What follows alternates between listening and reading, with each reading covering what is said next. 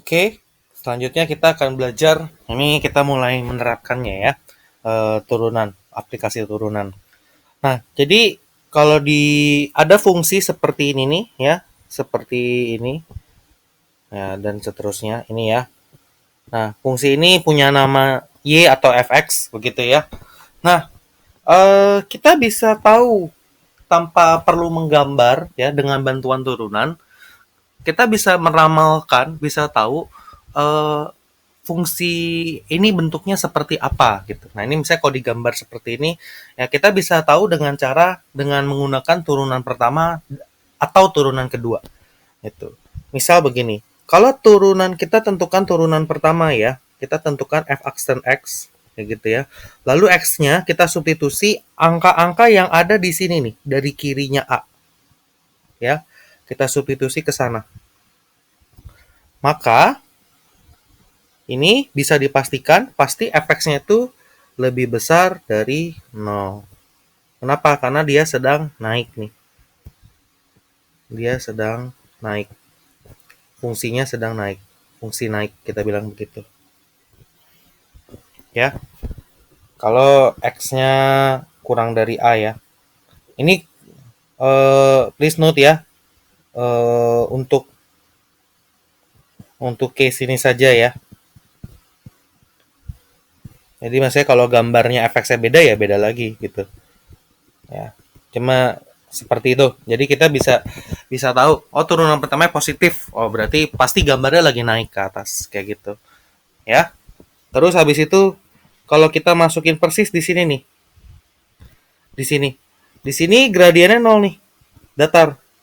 Ya. Jadi kalau misalkan di A, kalau kita masukin ini fx x kita tukar a, kita substitusi dengan a, ini pasti sama dengan 0. Terus dia itu ada di titik maksimum kita bilangnya, namanya maksimum lokal. Turunan keduanya pasti kalau maksimum malah negatif, kebalikan ya, maksimum lokal kita sebut namanya maksimum lokal. Nah jadi ini sudah ilmu siap pakai begitu ya, kita tinggal gunakan saja thanks to ahli matematika di zaman dulu gitu ya. Jadi kita tanpa perlu gambar kita bisa bisa tahu dia itu maksudnya atau minimum hanya dengan menghafal ini nih ya, bentuk-bentuk seperti ini. Nanti akan saya tuliskan di bawah ya. Kayak gitu. Terus lagi, kalau kita substitusi turunan pertama ya, f aksen x, turunan pertama kita masukin kita substitusi bilangan antara a sampai b. Ini pasti negatif lebih kecil dari 0, bisa dipastikan karena dia itu sedang turun fungsinya atau kita bilang namanya fungsi turun. Gitu. Lalu ini ya, atau kanannya dulu deh. Ini sama nih. Kalau kita substitusi ya, ini kan lagi turun ya. Ini useful sekali nih. Kalau misalnya kita mau memprediksi saham, memprediksi persebaran penyakit, memprediksi macam-macam lah gitu ya. Kita bisa tahu kapan lagi turun, kapan lagi naik sih, kira-kira seperti itu. Ya, ini juga sama nih.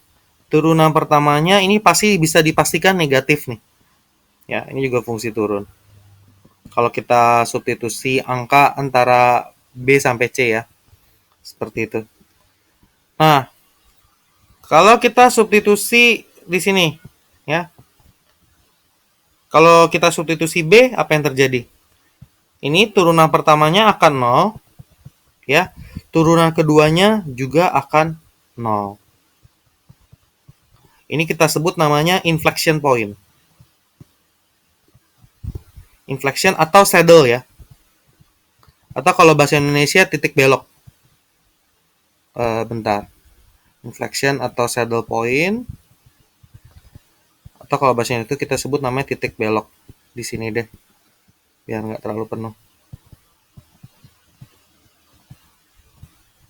Karena dia nggak jelas maksimum atau minimum. Ya, kalau sebelah kanan kita tutup, ya kelihatannya kayak seolah-olah minimum kan. Kayak gitu kan ya. Tapi kalau misalkan sebelah kiri kita tutup, kelihatannya seolah-olah kayak maksimum. Kan? Seolah-olah kayak lagi maksimum. Kita akan lanjut di video selanjutnya ya.